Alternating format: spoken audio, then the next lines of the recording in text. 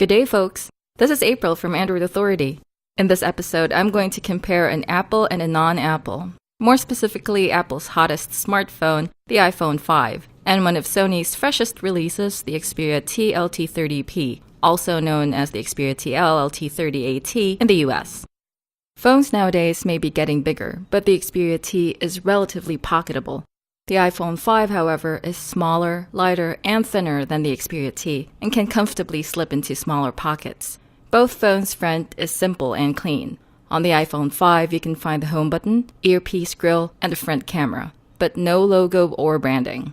In contrast, the Xperia T's front has the earpiece grill, front camera, logos, but no physical button. The Xperia T has no use for hardware navigation buttons in favor of virtual navigation. The iPhone 5's hardware buttons and ports are conveniently positioned on its sides. The power button is on the top side and it's easy to reach by the index finger. The right side has only the nano SIM tray. The mute switch and the separate volume buttons are on the left side. These are easily accessible by the thumb. The headphone jack, loudspeakers, and lightning port are on the bottom side. On the Xperia T, the headphone jack is at the top side, ready for music playback in an upright position. The micro USB port sits by its lonesome at the left side, and the bottom side has nothing but the phone mic on the beveled edge. Most of the ports and buttons are at the right side. Micro SD and micro SIM slots, power key, volume rocker, and dedicated camera shutter button. I find these buttons inconveniently positioned here on the lower half of the side. I actually find the iPhone 5's buttons more conveniently positioned. The iPhone 5's non-removable aluminum back has glass strips at the top and bottom parts, the 8-megapixel camera, recording mic, and camera flash. Its overall look is essentially just that of a black slab of glass and metal with rounded corners. In contrast, the Xperia T's soft touch rubber back curves towards the middle, making the phone lean into your hand for a comfortable grip. Centered horizontally are its 13-megapixel camera, flash, logo, and loudspeaker grill. On the one hand, the iPhone 5's back projects class and strength. On the other hand, the Xperia T combines strength and sexy. If you ask me, either of the two can perfectly match James Bond's character. I also observed that after heavy use, the back of the iPhone 5 tends to feel hotter than the back of the Xperia T. This is most likely because the iPhone 5's aluminum back conducts heat better than the Xperia T's rubber back. These two phones have gorgeous and eye-popping displays. The iPhone 5 has Apple's popular Retina display on a 4-inch screen with a resolution of 1136 by 640 and density of 326 ppi. On the other hand, the Xperia T provides visuals enhanced by Sony's mobile Bravia engine and displayed on a 4.55-inch screen with an HD resolution of 1280 by 720 and a density of 323 ppi. Both phones undoubtedly show color-rich, crisp, and clear images on their respective displays. However, I feel that colors are more saturated on the iPhone 5, whereas colors are brighter on the Xperia T. Compared to the processing muscle of recently unleashed quad-core phones, both the iPhone 5 and Xperia T appear diminutive, weak, and vulnerable, on the spec sheet at least. But in reality, these two phones, despite the dual-core processing, can give generally snappy performance. Web browsing on the iPhone 5, for example, is smooth and seamless. Apple seems to have perfected the art of optimizing software and hardware.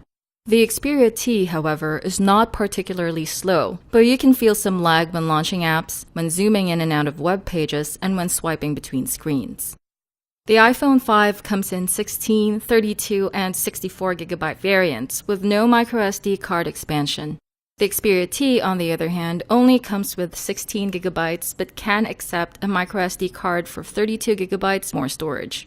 For connectivity, both phones are capable of Wi-Fi and Bluetooth connections. But be wary of the iPhone 5's Bluetooth because in our experience it is very picky. Bluetooth on the Xperia T is not as finicky.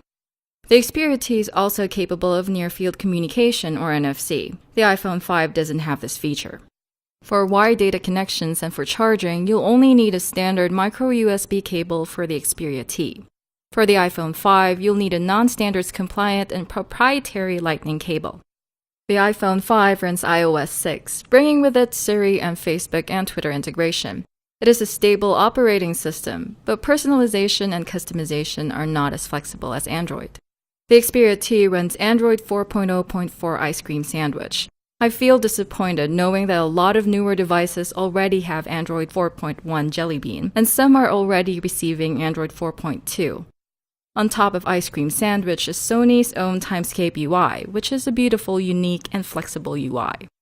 The iPhone 5's audio quality is good and crisp. Unfortunately, it's not very loud.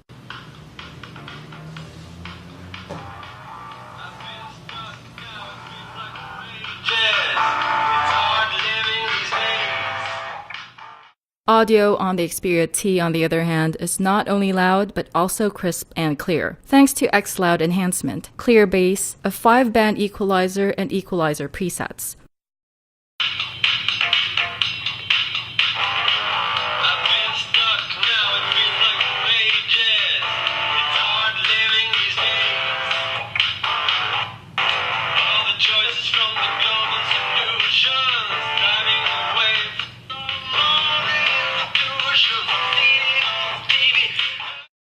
Both phones can play 1080p Full HD videos. I like the layout and design of the Movies app on the Xperia T because it feels like I'm at the cinema. Videos played in the Photos app on the iPhone 5 has a storyboard on top, allowing you to skip to a certain part of the video. The two phones can capture awesome outdoor photos. Photo capture in low light settings also produces acceptable photo quality, thanks to the camera flash on both phones.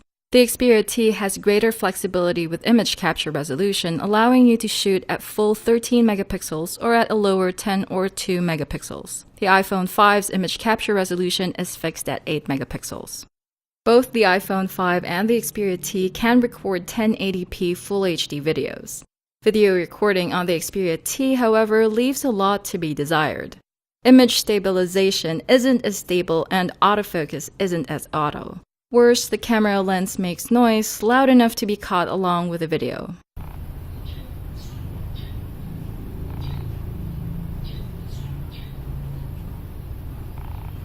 Between the two, the iPhone 5 gives an hour more of battery power.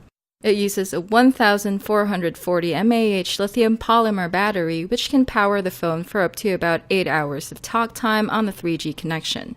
The Xperia T can last up to about 7 hours of talk time on 3G with its 1850 mAh lithium-ion battery.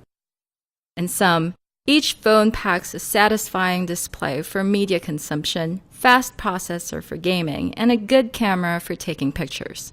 Each phone's build and design projects a distinct aura, gives it a distinct look, and projects a personality.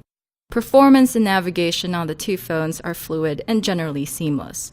Though the operating system features on the two phones may differ greatly, both Android and iOS are user-friendly, stable, and simple. Android, though, provides greater flexibility and freedom, especially when coupled with a user interface such as Sony's Timescape UI. Between the iPhone 5 and the Xperia T, which one suits you best? Share your thoughts in the comments. Get more Android news and reviews from AndroidAuthority.com and from our YouTube channel. This is April from Android Authority. Until next time, may the light side of the Android force be with you.